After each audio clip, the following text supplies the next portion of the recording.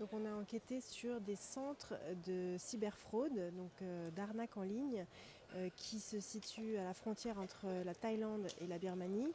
Ce sont des opérations qui sont tenues par des réseaux criminels chinois et pour lesquels ils importent toute une main-d'œuvre d'Afrique et d'Asie. C'est du travail forcé en fait, ils les attirent avec des fausses promesses d'emploi et ensuite ils les mettent dans ces centres qui sont gardés par des hommes en armes et ensuite il n'y a aucun moyen d'en sortir et 18 heures par jour ces jeunes gens, jeunes femmes sont obligés d'arnaquer des citoyens européens grâce à divers moyens d'arnaque et ceux qui ne le font pas sont battus, torturés ou tués. C'est énorme en fait, selon les Nations Unies, ça concerne 300 000 personnes qui travaillent à l'intérieur de ces centres seulement en Asie du Sud-Est, sachant qu'il y a aussi des opérations à Dubaï et qu'il y a des opérations plus petites un peu partout dans le monde. Donc c'est énorme.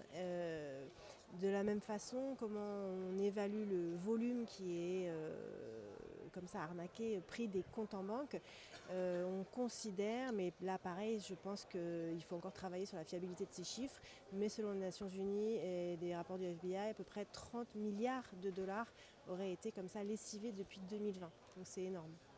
Alors dans notre travail, on a d'abord entendu parler de gens qui disparaissaient, notamment dans les communautés africaines, qui arrivaient à Bangkok et puis dont on n'entendait plus jamais parler. Et puis aussi on avait des rumeurs qui venaient de la frontière, que voilà, ces opérations se montaient. Au bout d'un moment, ces opérations sont devenues tellement gigantesques, ça a pris des proportions tellement industrielles que c'était plus possible de les cacher. C'est quand même des immeubles entiers où ils mettent ces milliers, ces dizaines de milliers de jeunes hommes et jeunes femmes pour qu'ils travaillent comme cyber-esclaves. Donc on s'est rendu à la frontière, on a réussi à rentrer très brièvement, on a établi des contacts à l'intérieur, on a surtout beaucoup travaillé avec des gens qui étaient encore à l'intérieur, qui nous envoyaient des informations, qui nous envoyaient des documents, des photos, des vidéos. On a travaillé avec les services de police, avec les ambassades, qui essayaient de faire sortir leurs ressortissants.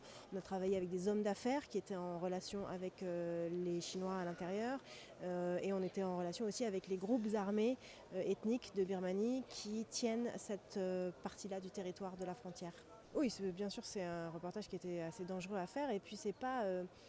vous savez, quand vous couvrez une zone de conflit comme l'Ukraine ou comme voilà, quand vous avez une zone de conflit, souvent il y a un service de sécurité, notamment pour les grosses télés, pour les journalistes, on peut s'organiser pour la sécurité. Là, c'est vraiment du travail undercover, donc on travaille seul ou à deux maximum, on ne peut pas rester très longtemps, parfois on peut rester que quelques heures sur place, parfois 2 jours, 3 jours, il ne faut pas se faire repérer.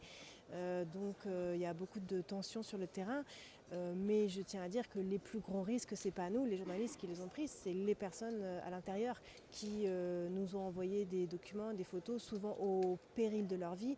Et d'ailleurs, une de nos sources, un jeune Vietnamien qui a été vraiment clé pour faire avancer notre enquête, qui nous a envoyé beaucoup de photos au début, au bout de 2 mois, on parlait avec lui, il n'a plus jamais donné signe de vie, il a disparu.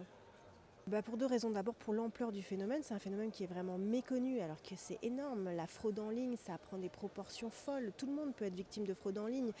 Ce phénomène est mal connu, il n'y a pas de vision d'ensemble. Les services de police sont complètement dépassés, il n'y a pas assez de collaboration justement européenne et internationale sur la question. Il y a vraiment besoin d'une prise de conscience de l'ampleur du phénomène et de la nécessité d'une collaboration des forces de l'ordre immédiatement sur cette question.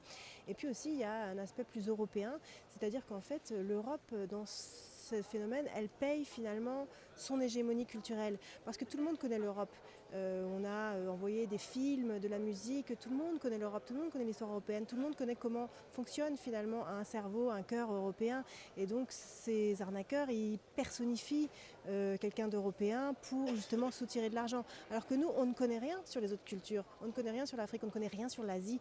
Et donc c'est ce déséquilibre. En fait, l'Europe aussi paye le fait que tout le monde la connaît, alors qu'elle ne connaît pas bien les autres cultures. Et c'est là-dessus que jouent aussi les pirates en ligne.